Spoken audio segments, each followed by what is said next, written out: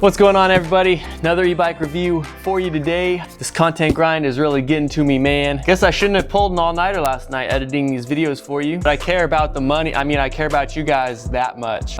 Anyway, today we're looking at the DYU e-bikes. So what you guys are looking at here is the cheapest DYU e-bike and one of the more expensive DYU e-bikes. DYU is a Chinese company. They make e-scooters. They're just like e-scooters, e-bikes. They're a technology company in China that makes this kind of stuff. Every bike I've had from them, I actually did a video, fun fact, reviewing two of the cheapest that they make back in the day, and they were an absolute blast, but they're way higher quality than comparable models on the market. So we'll see if that's also true for these bikes. But let's get these out of the box really quick, and then we'll talk specs. This one is like a Jetson Bolt, I think it's called. It's like a really minimalist, like basic, cheap e-bike. And that's kind of the style for this one. And this one is like a full-on city commuter bike. I'm excited to get these things out of the box, so let's just get to it.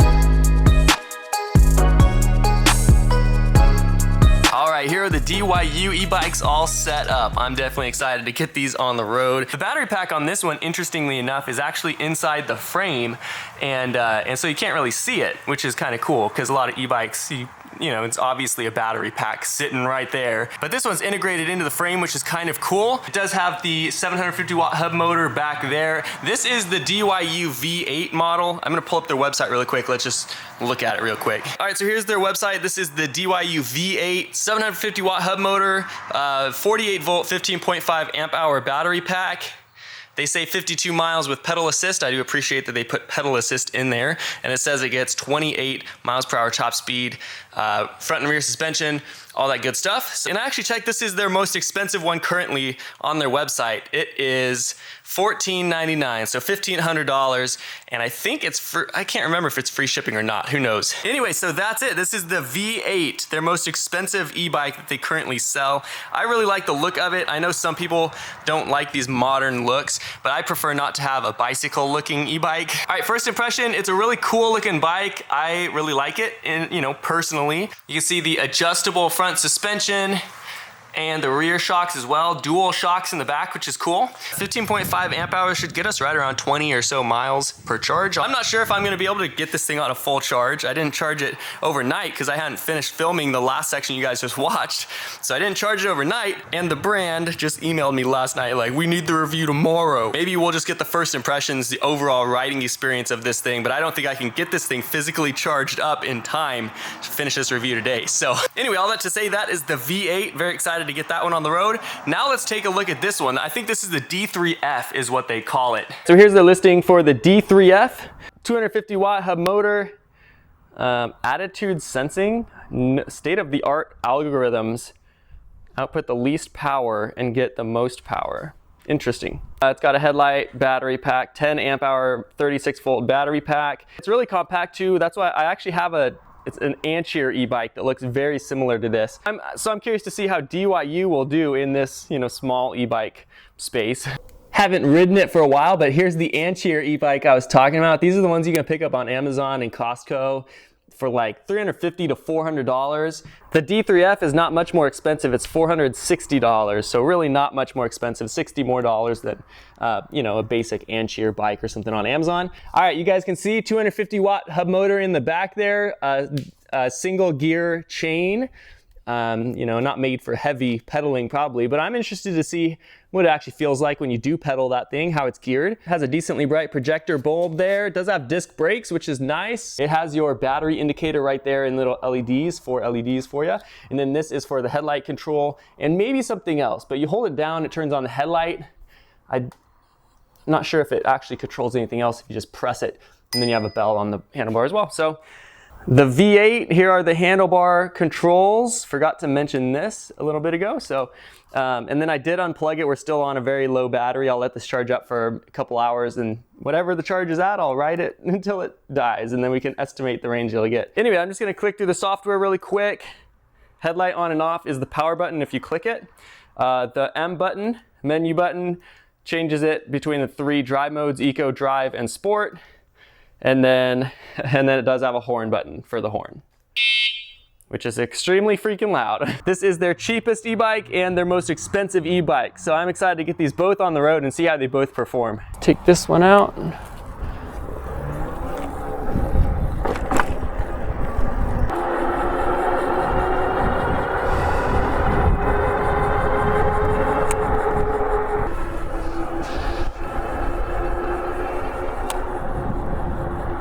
Brake test.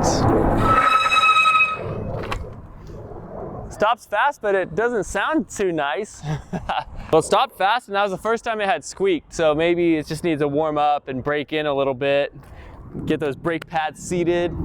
But overall, really cool bike. I like the bike a lot. It's $1,500. The thing is I can't do a range test and still meet the deadline that the freaking company put on me last night. But I would assume it would do about 20 miles or so, just like every other e-bike. Overall, very comfortable bike. Very comfortable bike. I mean, the riding position, the seat, everything. Like, I could spend an entire charge, like, you know, full to dead and not get uncomfortable. You know, overall, 1,500 bucks. I can't really say too much bad about it. Let's get the D3F out here and take a look at that as well.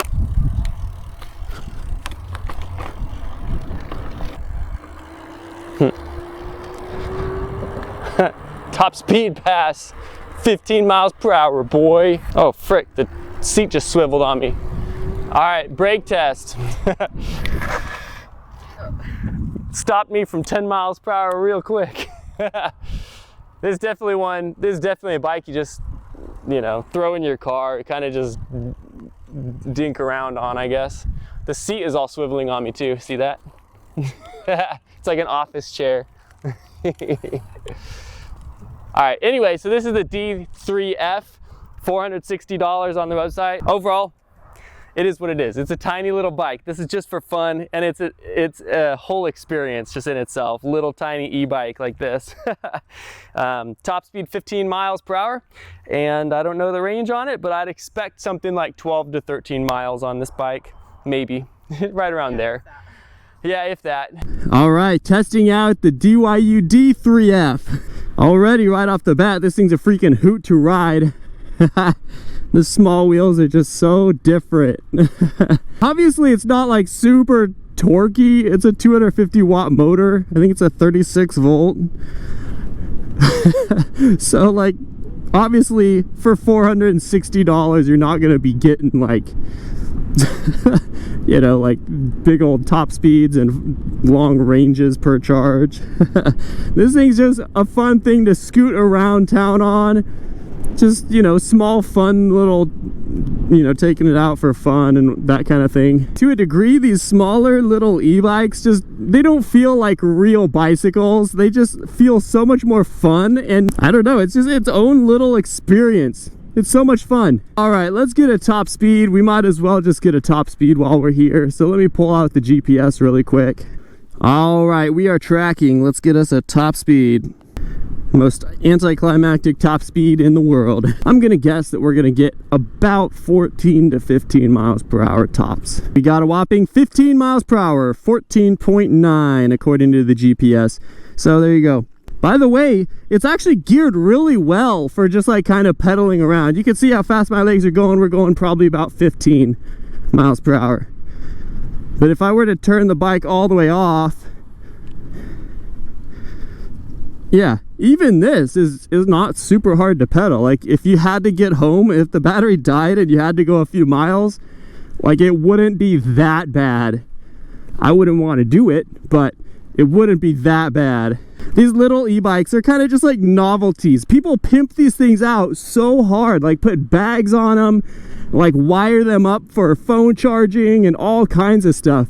Anyway, first impression is really not bad. It's just a fun novelty scoot around town, cheap e-bike, and there's really not much more to say about it. Actually, decently comfortable ride. All right, let's take out the V8 next. I'm just gonna grab a top speed as I'm pulling away. So let's just see what we get it for top speed, and then that's kind of just the baseline. And right off the bat, a really cool feeling bike. Definitely different. It feels really nice. This is a very comfortable bike. So comfortable. Very few bumps that I can feel. That's really nice. All right, let's hit us a top speed really quick on this area. We're on sport mode with battery voltage sag. We are on dead battery. How about that? The frick. And DYU, that's what happens when you try to rush me on these reviews, man. I was gonna get it done in the next 2 days and do extensive how I always do it, but here we are. Pedaling it is not fun, but it's not awful. I mean, again, you could get this thing home if you had to, if the battery died. The reason why it turned off is because I was riding it and the freaking battery pack came out like that far. See, that's why it turned off. Must have hit a bump and it just kind of vibrated itself loose.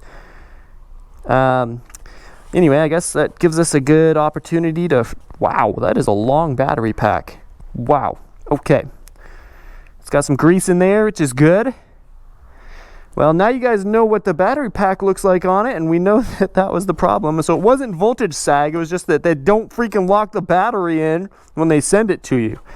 Let's lock this thing, dude. Definitely not a slow bike, and a good, very comfortable, good looking bike too. All right, let's hammer it, see what we get.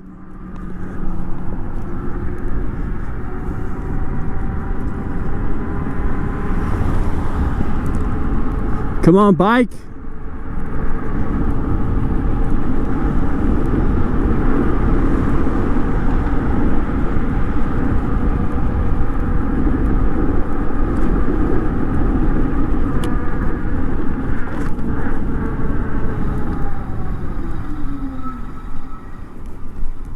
All right, let's see what we got on that pass. It feels like it was climbing still, slowly at the very end. All right, we hit 27.3 miles per hour, so their top speed is accurate. Yeah, definitely a very comfortable ride. Just the whole riding position and everything, very comfortable bike. It handles bumps fine. It's not the best I've felt, but really not bad. You know, it's nothing, oh my gosh, freaking birds. It's nothing I'll complain about. I mean, the suspension does its job, and it's a very comfortable ride, so there you go. For $1,500 too, I'm not gonna really complain. That's a pretty cheap price for an e-bike.